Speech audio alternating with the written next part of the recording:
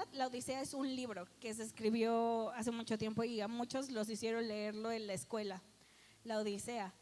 Yo no me acuerdo de haberlo leído y la verdad no les voy a hablar del libro porque la verdad no me acuerdo de haberlo leído. Probablemente no lo leí. Pero en la Odisea hay el personaje principal de la Odisea se llama Odiseo. Y de hecho tengo una imagen ahí, Alex, ¿me ayudas a ponerles la primerita? Es que estamos aquí malabareando cosas. En esta imagen en la historia de la Odisea se trata de este hombre y de básicamente él después de la guerra de Troya intentar regresar a su casa. Entonces muchas veces escuchamos así de que cuando alguien se está tardando mucho en llegar a su casa, de ay, es que fue una odisea para llegar a mi casa. Y nunca entendemos por qué. Yo lo decía honestamente sin saber. Y yo, se escucha padre, se escucha conocedor del mundo. Pero en la película te muestran todo lo que él tuvo que pasar para llegar a casa. Y más allá de hablarles de su camino de regreso a casa, les voy a hablar de él como un individuo. Y en la Odisea te hablan mucho de algo y en todo el tiempo que estás escuchando en la película te dicen te hablan de algo que se llama la ley de Zeus. Entonces, la ley de Zeus era una ley importantísima, genuina, o sea, no se le inventó el que escribió la Odisea, no se le inventó, era una ley que de verdad era parte de su… No era una ley como escrita, como una ley como en la Constitución, era una regla social. Y las reglas sociales, para los que no saben, muchas veces son más importantes que las reglas de la ley. Ejemplo, yo con mis alumnos a veces aplico las reglas sociales. Entonces, hay veces que no los castigo a ellos así de te voy a poner un reporte, pero les digo, ahora nadie va a tener 5 minutos de break. ¿Qué piensan que les duele más? Obviamente les duele más eso, les duele más que todos sus compañeros estén enojados con ellos porque le perdieron un privilegio. Entonces yo a veces aplico esas porque esas duelen más. La ley de Zeus era una ley muy antigua y la idea era la ley así, dice, el objetivo era un vínculo sagrado entre los anfitriones y los extraños. Y es la palabra de la que se traduce la ley de Zeus, porque es xenia, es amistad con el huésped. A ver si les recuerda algo más. Cuando un invitado llegaba, la ley de Zeus exigía algo, que el anfitrión lo recibiera con comida, bebida y alojamiento. O sea, le tenía que ofrecer todo eso y se lo tenía que ofrecer sin preguntarle su nombre antes.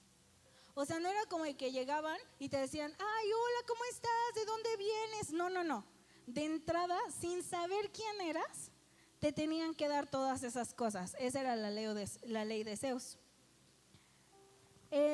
Pero no solo la ley era para los que ofrecían esto, sino los huéspedes también tenían unas responsabilidades. Los huéspedes debían de ser respetuosos, escuchar atentamente al anfitrión y no podían abusar de la hospitalidad del anfitrión ni aprovecharse de su generosidad. Al marcharse se esperaba que correspondieran a la hospitalidad en el futuro.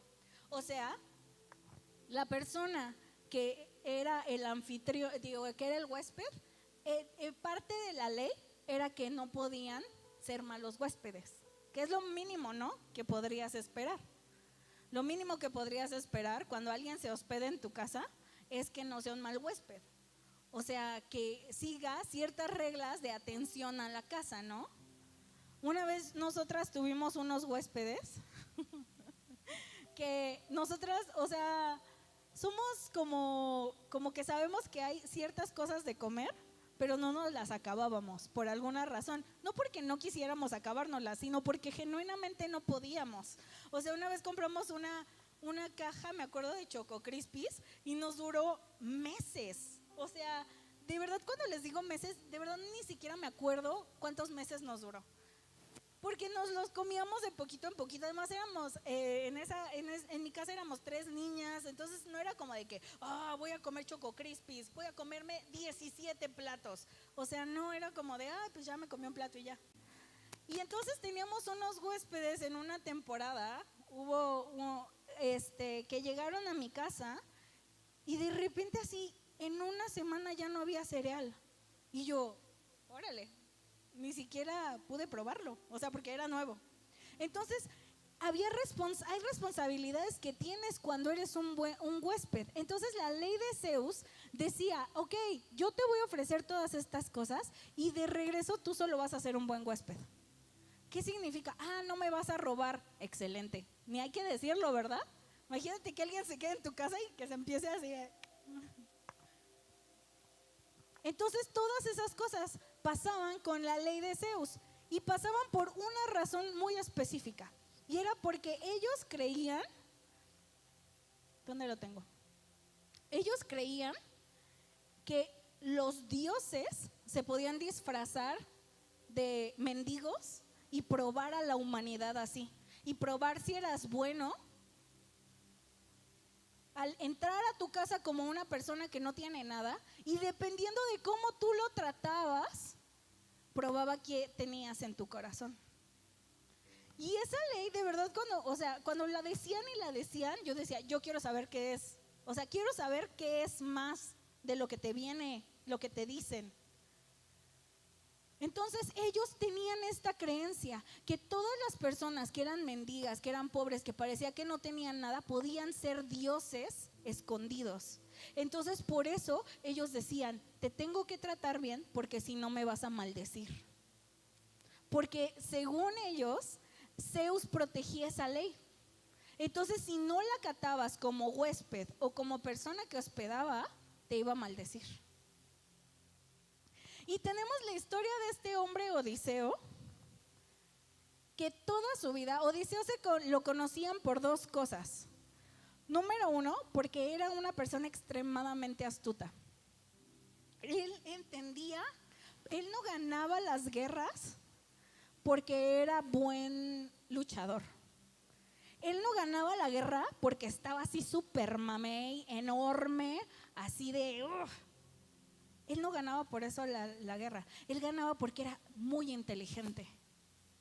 Y de hecho, si te pones a investigar, los griegos apreciaban más la inteligencia de una persona que la fuerza bruta. Entonces, cuando nosotros pensamos en los griegos de, ay, sí, no sé qué, creían que Aquiles era súper así también. No, era inteligente.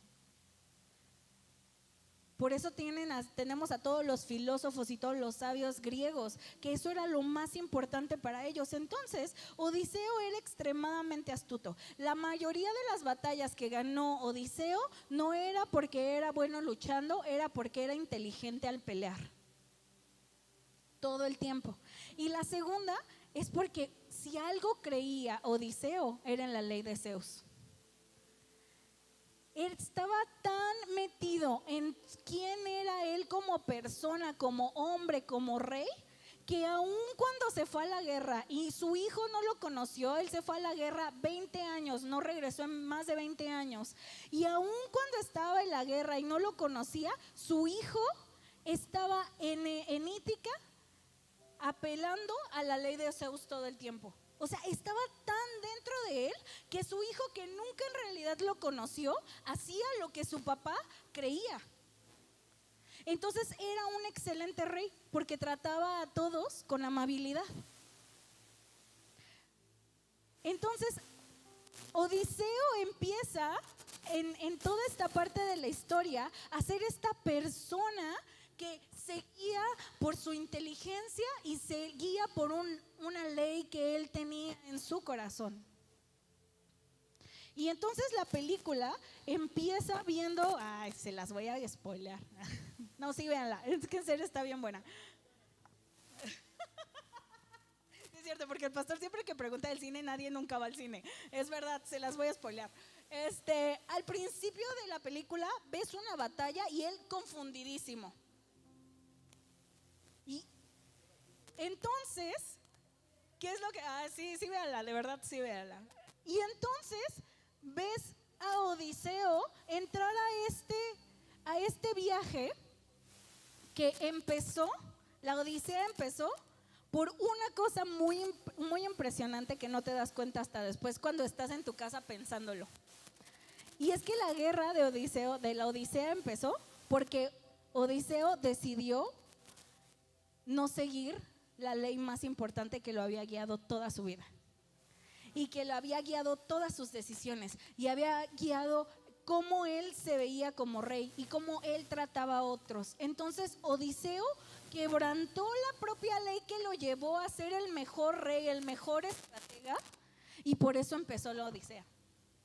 Porque todo lo que siguió después eran las consecuencias de él, de su falta de ser una persona que seguía la regla que él creía más que cualquier otra. Se fue. Él dijo, no lo voy a hacer y no lo voy a hacer. No, no es cierto. Lo hizo una vez y ya después de eso, eso fue la clave para toda la Odisea. Porque lo que hizo Odiseo fue ser un mal huésped. Él entregó un regalo y con el regalo destruyó toda una civilización. Y él creía en la ley de Zeus y él sabía que eso era importante para él. Y él sabía que eso era lo único que lo guiaba, que lo llevaba, que lo hacía ser un hombre bueno. Y en el momento, y muchas veces en nuestra vida así es, pero Odiseo no llegó a la playa en donde estaba Troya y dijo, ya sé qué vamos a hacer, ya se me ocurrió.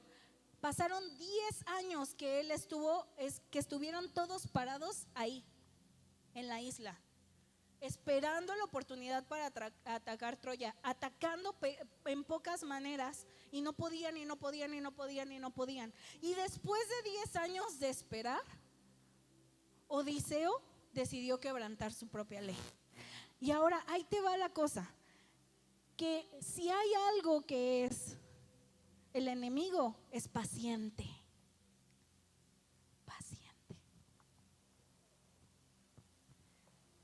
En nuestras vidas, nosotros somos súper impacientes. Anhelamos un Dios que nos responda ya, que haga lo que queremos ya. Pero el enemigo es paciente. Dice, yo me voy a quedar aquí y yo voy a esperar. ¿Han conocido personas que están así de que les dicen cuchillito de palo? Como gotera. Y el enemigo tiene toda la paciencia de esperar en qué momento nosotros vamos a tomar la decisión, la peor decisión de nuestra vida. Porque él tiene tiempo para esperar a que nosotros perdamos la fe, perdamos la paciencia, perdamos el control de lo que nosotros pensamos que tenemos que hacer. Y entonces hay veces que el enemigo pone cosas en nuestra vida y solo espera a que nosotros quebrantemos todo lo demás. Hay veces que, ay, es que el enemigo me hizo eso y esto, y no, hay veces que solo se hizo algo y se sentó pacientemente a que tú lo destruyeras todo, a que tú lo quemaras todo. Hay muchas cosas en nuestra vida que el enemigo está poniendo presión, que está haciendo cosas, que está moviendo, pero la pregunta es si nosotros vamos a ser personas que nos vamos a morir sabiendo que nosotros tenemos un destino, sabiendo que nosotros tenemos un propósito, sabiendo que nosotros somos alguien que Dios quiere usar. Y hacer eso cuesta un montón de trabajo, cuesta dejar un montón de cosas, cuesta ser súper paciente.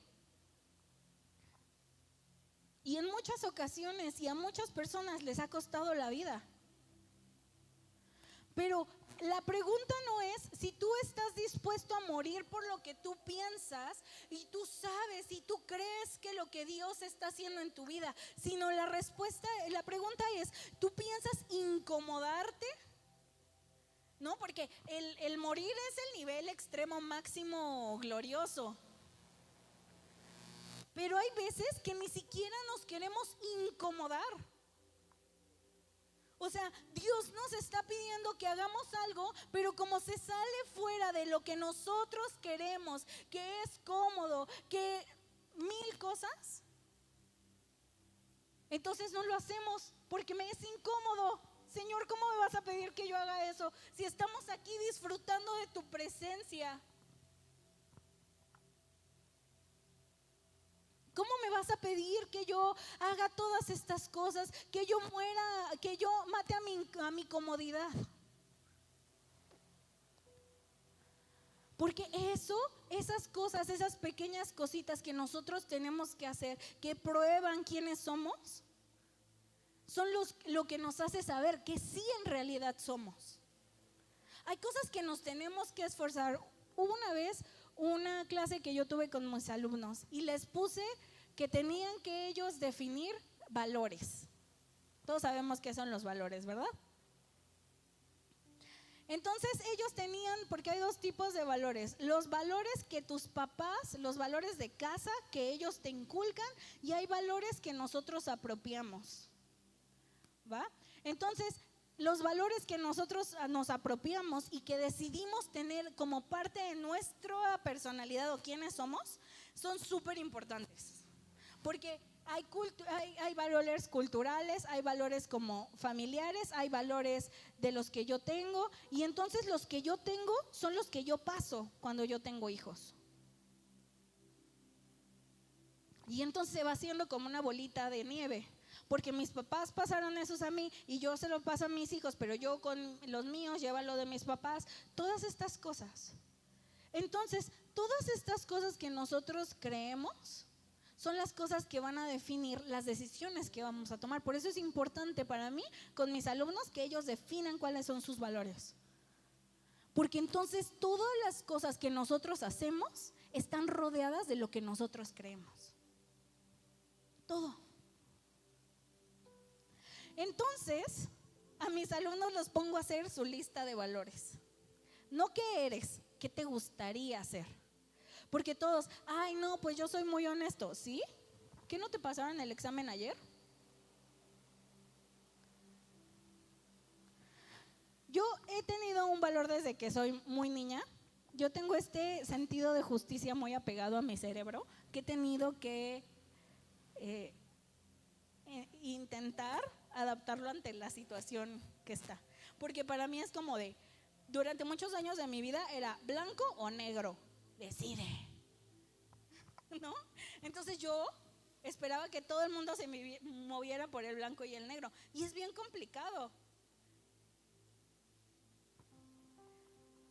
Pero hay algo que yo siempre he sido, y es que yo me acuerdo de mis pocas memorias que yo tengo de mi infancia, porque la verdad soy muy mala recordando, no estoy traumada, solo soy muy mala recordando.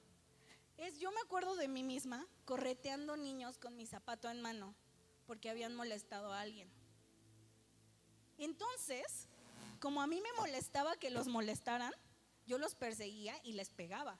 No está bien, pero, o sea, de niña yo decía, justicia divina. Y cuando no los alcanzaba, me acuerdo que me quitaba el zapato y les aventaba un zapato así, ¡pa!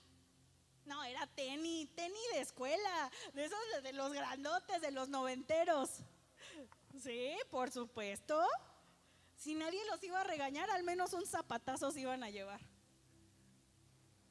Y yo me acuerdo que yo me acuerdo de mí misma, yo persiguiéndolos con mi zapato en la mano. Yo decía, me las vas a pagar. Y durante toda mi vida de niña, de grande, todos estos momentos a mí me molestan, hasta el día de hoy. Si hay alguien que están molestando enfrente de mí, eso no va a suceder. O sea, eso no va a pasar. Nadie va a ser molestado enfrente de mí. No les aviento el zapato, ya no. Ahora les digo cosas. Pero todas estas cosas son cosas que definen quiénes somos. Y me gustaría que fuéramos a Juan. Ahí voy, lo tengo aquí todo. Juan 18. Juan 18, 36. No, perdón.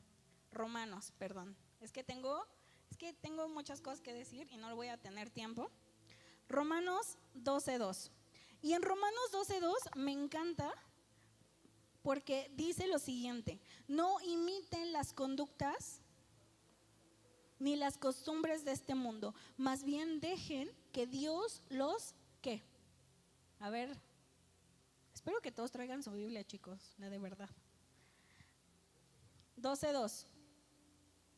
No imiten las conductas ni las costumbres de este mundo, más bien dejen que Dios los transforme en personas nuevas al cambiarles la manera de pensar, y entonces aprenderán a conocer la voluntad de Dios para ustedes, la cual es 3 cosas: buena, agradable y perfecta.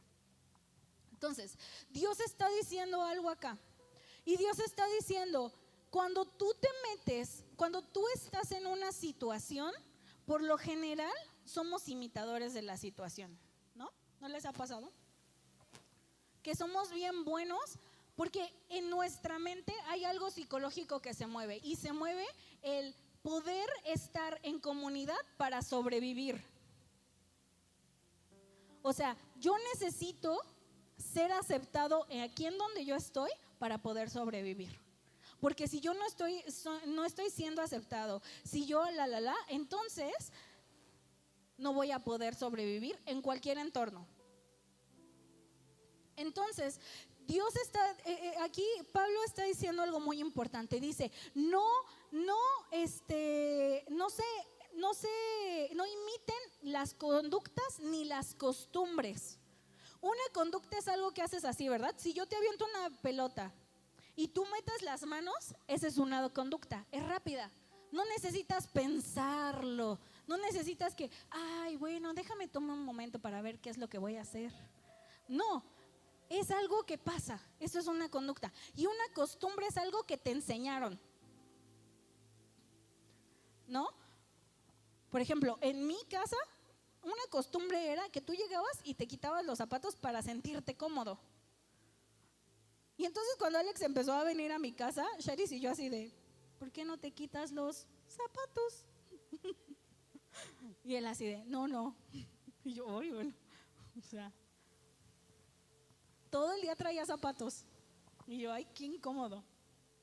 Pero una costumbre es algo que te dijeron, te enseñaron, lo repites. Entonces está diciendo: cuando tú reacciones, no reacciones como el mundo te enseñó. Y cuando tú pienses en cosas que vas a hacer, no pienses en cosas que vas a hacer como el mundo te enseñó. Más bien, transfórmense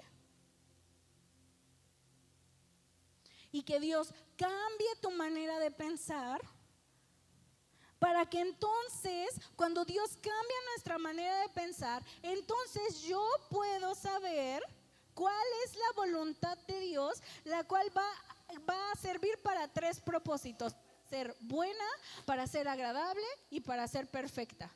Para otros no, para mí. Perfecto para mí. ¿Para quién soy yo? No para que tú le digas a alguien: es que la voluntad de Dios es buena, agradable y perfecta para mí, entonces con esa medida yo te voy a pegar cuando no estés haciendo lo que yo pienso que es bueno, agradable, perfecto. Sino Dios da leyes, y Dios después te conoce tu corazón y dice: ok, lo perfecto para ti es esto.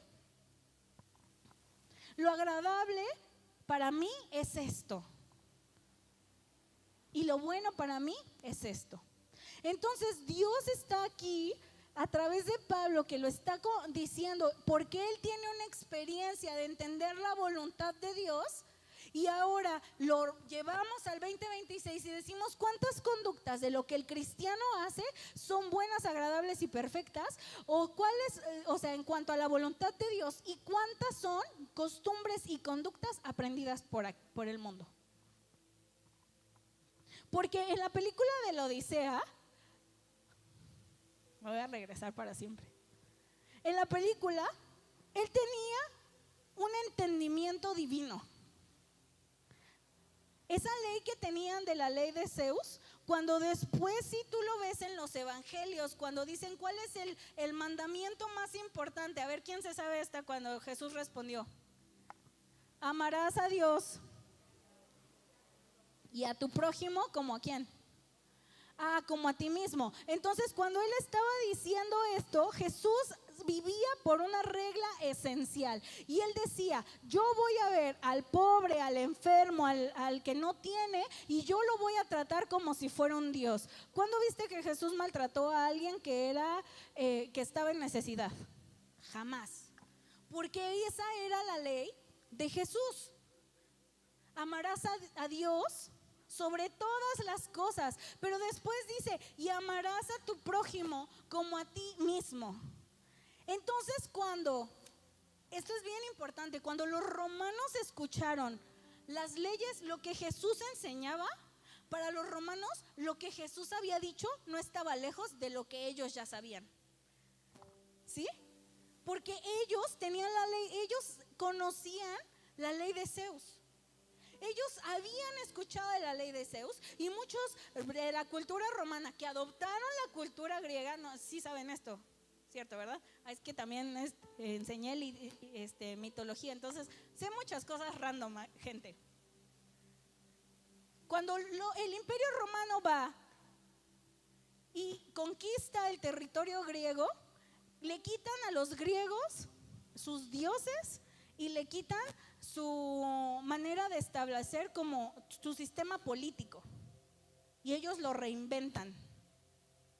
Entonces, cuando haces eso y quitas esa parte de cultura, por eso la cultura romana y la cultura griega son muy similares, porque les encantaba pensar que ellos eran súper inteligentes y que apreciaban la inteligencia por cualquier cosa. Entonces, la ley de Zeus, que es un dios griego, porque el dios romano, que es Zeus, se llama Júpiter, le cambian nada más el nombre, pero es lo mismo.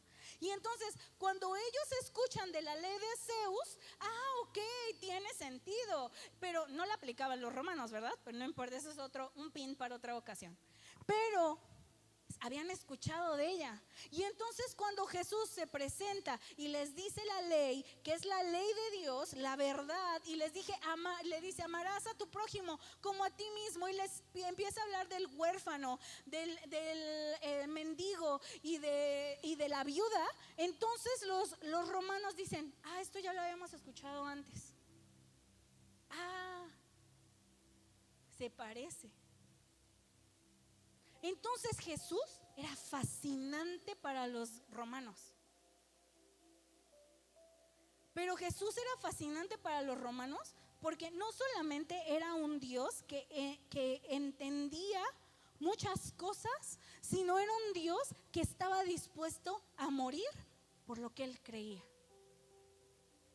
Y entonces los voy a trasladar hacia otro lugar que parecería que no tiene sentido, pero ahí voy. Y vamos a ir en el momento de la crucifixión de Jesús. Bueno, no cuando lo crucifican, pero en el momento del juicio de Jesús. Y vamos a ir a Lucas 23:8. Entonces, en este momento Jesús ya había estado por los fariseos, y los fariseos no podían condenar a muerte a Jesús. ¿Por qué los fariseos no podían matar a Jesús? A ver, pregunta teológica. ¿Por qué piensan que los fariseos no podían matar a Jesús? Lo que encontraron de Jesús era blasfemia, y no se podía solamente por eso matar, pero además por la profecía de cómo Jesús tenía que ser matado, ¿cierto? Porque dice que iba a morir en un tronco. Entonces, ¿cómo era esa muerte? Una crucifixión. Los judíos no podían crucificar judíos. Los judíos no podían crucificar. ¿Qué tenían que hacer? Tenían que provocar a los romanos. Entonces, llevan los fariseos a Jesús con los romanos, y Poncio Pilato dice, yo no entiendo de qué lo están acusando. Así de que habla con Jesús. Jesús tenía en ese momento, aún en ese momento, tenía una carisma, una manera de responder tan sabia, que Poncio Pilato dice, no sé de qué lo están acusando. O sea, yo no entiendo de qué lo están acusando. Entonces Poncio Pilato hace algo y lo manda con otro, ¿cómo se le llaman? Gobernador, gracias. con otro gobernador que se llama Herodes y se va y nos vamos, ahí es donde entramos nosotros en este momento de la historia. Y dice que cuando lo manda con Herodes, dice, Herodes cuando lo vio se alegró mucho por la oportunidad de ver a Jesús, porque había oído hablar de él. Y hacía tiempo que quería ver a Jesús hacer milagros. O sea, las personas que tenían que matar a Jesús estaban fascinadas con Jesús. Cuando Herodes escuchó, te voy a mandar a Jesús, y cuando Jesús iba en camino para allá, Herodes estaba así de,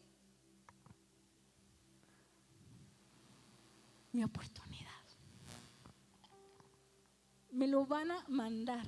Y no específicamente porque él creía en Jesús y él creía que era el Mesías, sino porque hay algo que les gustaba, el show, ¿no?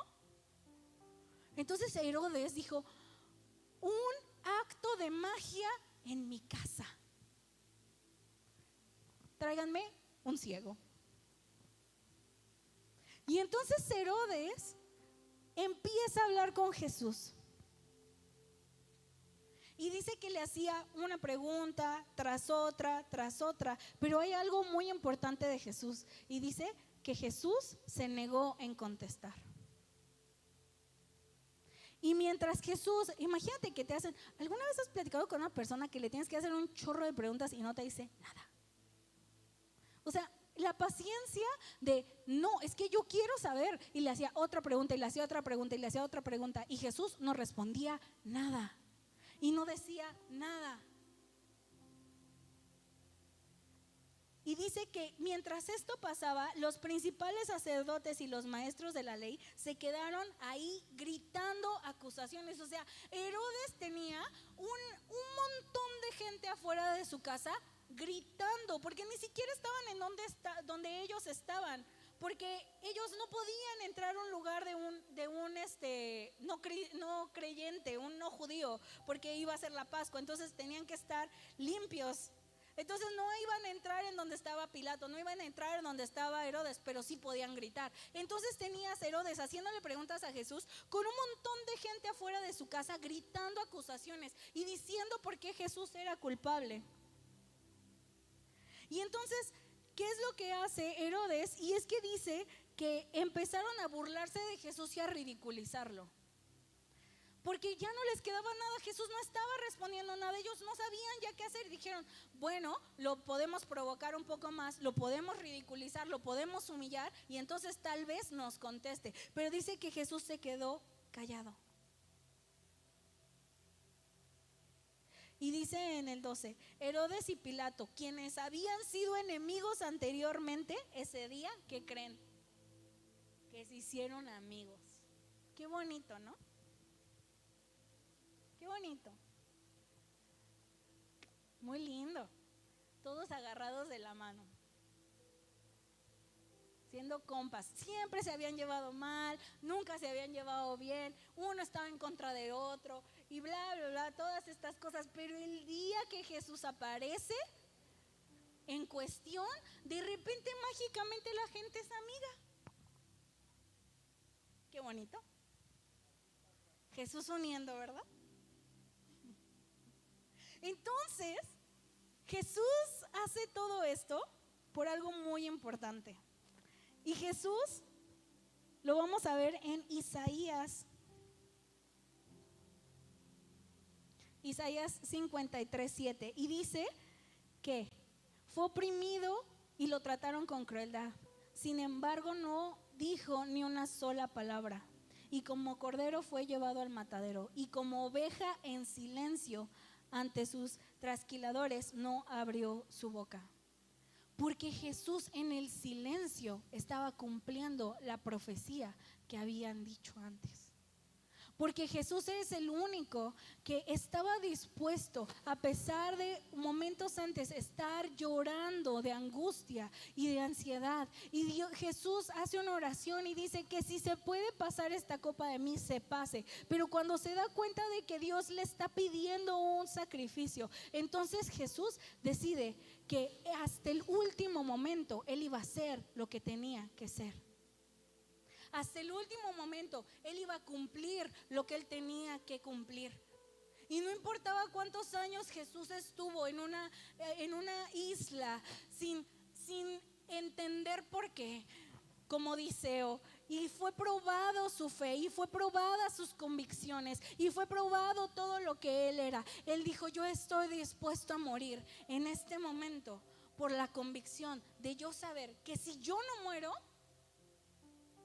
que si yo no hago el sacrificio máximo, que si yo no cumplo las cosas de las profecías. Jesús era un hombre increíblemente inteligente para contestar. Cuando nosotros leemos la Biblia, no de una manera religiosa, sino la leemos entendiendo cómo Jesús contestaba, que era con una audacia, era con una inteligencia. Te decía teología y ni siquiera te dabas cuenta. Te hablaba de las escrituras y no te dabas cuenta. Te hablaba de la ley de los romanos, de los griegos, y no te dabas cuenta. Jesús podía contestar las preguntas que Poncio Pilato y Herodes le hacían, y lo podía hacer de una perspicacia y zafarse, porque claro que podía. Pero él decidió permanecer en silencio porque se prometió que eso era lo que él iba a hacer. Y entonces tenemos todos estos héroes de esa época, todos estos héroes que eran héroes porque eran fuertes, porque eran inteligentes. Y tenemos a un Jesús que era todo, pero aún así decidió no ser lo que él era para poder ser condenado, para poder cumplir la promesa y para que tú y yo hoy podamos conocerlo. Porque en una época en donde se admiran los héroes que decidieron quemarlo todo, Dios decidió preservarlo todo. Dios decidió quitarse todo, zafarse de todo y entregarlo todo, para que tú y yo podamos entenderlo todo y tenerlo todo.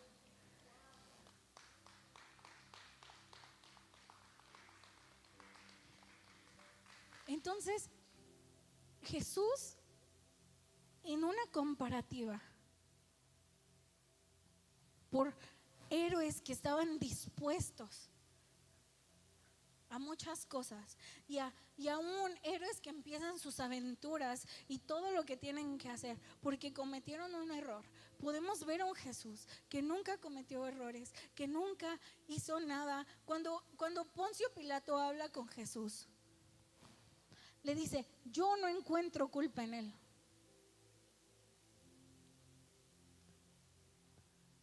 O sea, en una época, si algo le encantaba a los romanos, era matar gente. Dice: oye, impactante. Yo me puse a ver una serie y estaba así, de que o sea, impactante. O sea, tenía Poncio Pilato todo a su favor. Porque la razón por la que muchas veces los romanos no mataban personas en Israel no era porque no quisieran, sino porque sabían que se iban a echar al pueblo encima si lo hacían. Y una rebelión al imperio romano no le parecía cool. Pero Poncio Pilato en ese momento tenía todo el escenario perfecto. Tenía a un montón de judíos que le decían: mátalo, mátalo, mátalo. Él podía condenar a Jesús así, no había problema. Pero Poncio Pilato, cuando habló con Jesús y después de hablar con Jesús, dijo: yo no entiendo nada. Estaba súper confundido. Porque el punto de todo esto era que nosotros entendiéramos que genuinamente no había nada. Porque lo llevaron, hicieron un juicio injusto, donde todas las personas estaban hablando en contra de Jesús, porque según tenían evidencia y traían a personas y decían y daban testimonios de que Jesús y y lo llevan. Y entonces Poncio Pilato dice: ok, ¿Alguna vez les han salido en TikTok? No sé si en TikTok me salen o dónde me salen, pero como clips de juicios y que sale una jueza dictando así de si es verdadero o es falso. Me encantan esos porque luego hay unos así de que llegó un hombre una vez y que dijo así de, es que yo quiero que mi esposa me pague manutención por mis hijos. Y la señora, y la jueza, ok. ¿Cómo es la situación? Es que ellos viven con ella, pero yo quiero que me pague porque yo ya no tengo trabajo. Entonces, cuando yo los tenga los fines de semana, ¿cómo los voy a entretener? Y te quedas así de, ¿qué? Y él así de, claro que sí, voy a salir de aquí pagando. Entonces, hace cuenta de que era una situación así de ridícula en la casa de un gobernador romano, donde todo decía, no tiene sentido, pero la gente estaba súper enojada y quería justicia donde no necesitaba haber justicia porque ya había justicia porque no estaba pasando nada, pues.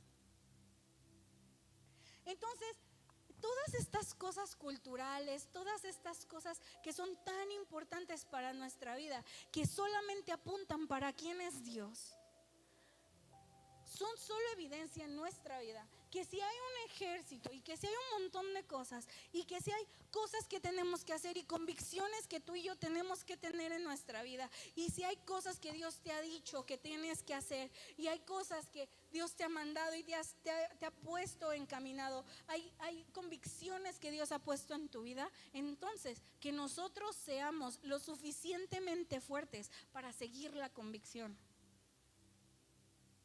para seguir lo que Dios ha puesto en tu vida. Porque la pregunta que yo te puedo hacer el día de hoy es, ¿cuál es el problema en la tierra que Dios te puso para hacer la solución?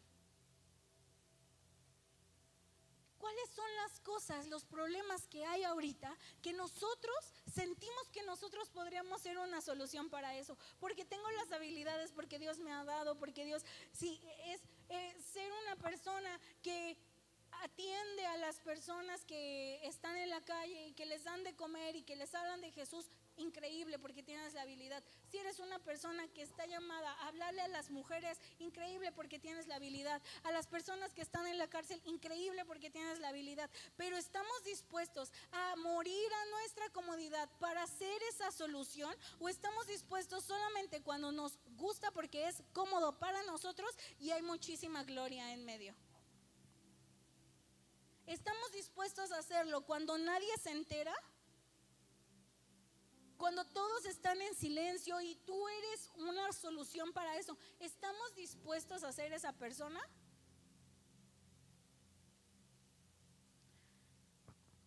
Porque hoy, esta semana en mi curso de verano, hay unas adolescentes que no me caen bien. Empecemos de ahí. Me caen mal. Se la pasan gritando todo el tiempo. Yo no estoy acostumbrada a niñas de sexto, entonces como de, ya cállenlas. Pero el viernes hizo algo que la que peor me cae, hizo algo que dije, bueno. Un niño empezó a decir así como de, ay, porque todas les gustan leer mucho, libros súper inapropiados, pero leen pues. Y entonces una de ellas está leyendo el diario de Ana Frank. Ni siquiera es su amiga, no se junta con ella.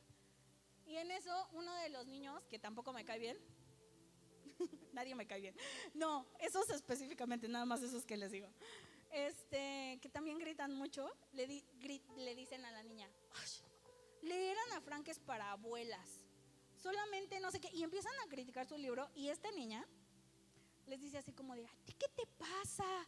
Cada quien cuando lea, no sé qué. Y una maestra que estaba como que se lleva bien con los niños, que le dijeron eso a la otra, la regañó a ella. Y yo estaba sentada en el camión así como de, ¿qué? Y la regañan a ella y les dice, es que eso es muy grosero de decir y no sé qué, y defiende a los niños. Y yo dije, no. Y me volteó con la maestra y le dije, no, eso es súper injusto. Y se queda la maestra así de, ¿pero por qué? Y yo, ¿se te hace justo? Le dije, si quiero ahorita lo platicamos. Y me volteó con los niños y yo, vuelven a decir eso. Y todos les levanté el zapato, la chancla. Estaba a punto de desabrocharme mis Converse. Y cuando me bajé del camión y estábamos la niña y yo, le dije, ¿qué pasó? Porque yo escuché a medias, ¿no? Yo, ¿qué pasó? Me explica la situación la niña y le digo, no, pero yo creo que lo que tú hiciste estuvo muy bien. Y le dice una niña, sí, pero la terminaron regañando a ella. Y le dije, ¿y? Hay veces que cuando nosotros peleamos lo que creemos, a alguien no le va a parecer y nos va a regañar. Pero el punto es, si tú estás dispuesta a que a pesar de que te regañen, decir algo. Y le dije, y eso debería de hacerte sentir orgullosa. Porque puede ser que esa maestra te regañó, pero yo te estoy diciendo que lo hiciste bien. Nunca les faltó al respeto, nunca fue grosera, no les dijo groserías, solo les dijo que no se metieran en lo que no les importa, en pocas palabras. Y después yo hablé con la maestra y le dije, no. Y el lunes voy a regañar yo a los niños. Porque si a alguien le tienen miedo en ese curso de verano, es a mí. Porque saben que soy maestra de prepa. Entonces como que dicen, oye, es la máxima autoridad. Y yo, no me importa. Yo hago lo que quieran. Veamos las nubes. Pero con esto voy a terminar. Y es, muchas veces cuando nosotros estamos haciendo lo correcto, muchas voces no les va a gustar. Jesús tenía una horda de fariseos siguiéndolo en todas partes, diciéndole que lo que estaba haciendo estaba mal, que todas las convicciones, que lo que él hacía estaba en contra de la ley. Pero Jesús estuvo dispuesto a poder rendir y morir para que nosotros entendiéramos que muchas veces lo que nosotros y Dios nos está pidiendo hacer y lo que nosotros somos y lo que Dios quiere para nosotros no va a ser popular, pues. Y cuando nosotros entendemos eso y decimos todas estas cosas y podemos entender la voluntad de Dios, que es buena, agradable y perfecta, y vemos aún cristianos que hacen cosas, que no están haciendo cosas que ni son buenas, ni agradables, ni perfectas en la voluntad de Dios, porque nos da una pista leer la Biblia y decir, oye, ¿Jesús trataría así a la gente? No, entonces no es bueno, agradable y perfecto. No es tan difícil, pues. Si Jesús no lo hizo, nosotros no lo hacemos, punto.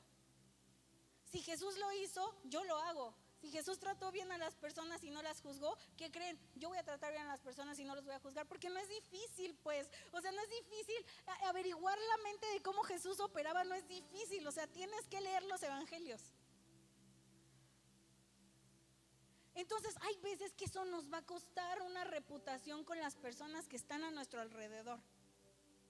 Que nos va a costar que mientan, que digan cosas que no deben de decir, que se hable mal de nosotros. Y si Odiseo hubiera sido paciente y hubiera quedadose todo el tiempo ahí y hubiera dicho, prefiero morirme en esta isla a perder todo lo que yo soy y todo lo que yo he creído y por todo lo que yo he regido toda una ciudad, prefiero morirme que quebrar eso, no hubiera existido la Odisea, hubiera sido una excelente lección de vida. Escuché una referencia de ese libro y decía así como, bueno, ¿cómo se llama? ¿Un review? Una reseña que decía, la Odisea es un hombre entendiendo o dándose cuenta una y otra vez que sus acciones tienen consecuencias. Y yo me estaba muriendo de risa. Porque él estaba así de que iba, hacía algo y había una consecuencia y él, ¿cómo? ¿Cómo? No. No, es que ¿cómo voy a tener una consecuencia de esto que yo hice evidentemente?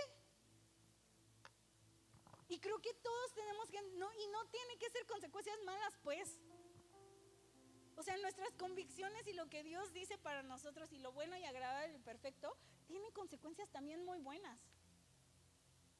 Pero el punto es si nosotros estamos dispuestos a llegar ahí, a hacer lo que nos toca, a creer lo que creímos todo este tiempo, a permanecer en ese lugar.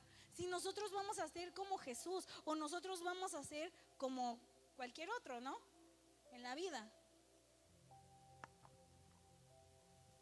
Y el día de hoy lo que quiero es retar a nuestros corazones.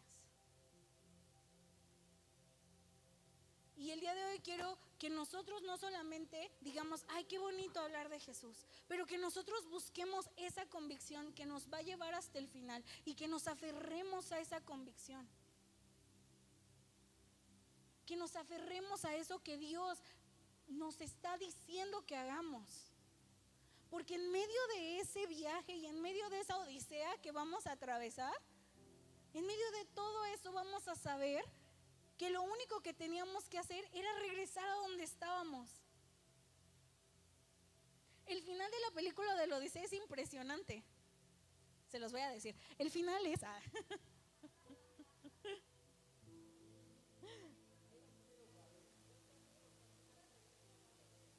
Ya, el spoiler.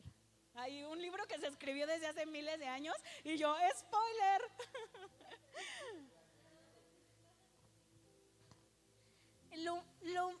El final de la Odisea que me encantó fue que a un Odiseo, teniendo todo para volver a ser el rey, se dio cuenta de que él no podía ser el rey más. Porque tenía que ser alguien que no importaba qué, siempre creyó en la ley que a él lo definió. Y que no fue Odiseo. Y cuando vean el final de la película y se den cuenta de quién terminó siendo el rey de Ítica, les va a hacer clic toda la película. O sea, cuando yo vi que, o sea, el final, me quedé así de, todo era para esto, para que él fuera el rey. No porque no porque fuera el más capacitado o fuera mejor que Odiseo, sino porque él, no importaba qué, siempre creyó en la ley. Siempre. Y lo humillaron y le pegaron y lo ningunearon y le dijeron y él nunca dejó de creer en la ley. Lo que a Odiseo le faltó, a él le sobraba. Véanla. Y luego platicamos. Me dicen qué pensaron. ¿Qué les parece si oramos antes de terminar? Señor, te doy tantas gracias. Porque no necesitamos mucho para encontrarte en todas partes, Señor. Porque aunque nuestra vida esté diseñada para distraernos, Señor, tú siempre irrumpes en los lugares más escondidos, en los momentos más extraños, Señor. Y te pido que el día de hoy, Señor, tú nos hagas ver quién eres tú. No solamente cuando hacemos las cosas bien, Señor, sino en medio de nuestras debilidades, Señor. En medio de lo que no hacemos bien, Señor. Gracias porque en medio de todo podemos ver quién eres tú, Señor. Podemos encontrarnos con tu bondad.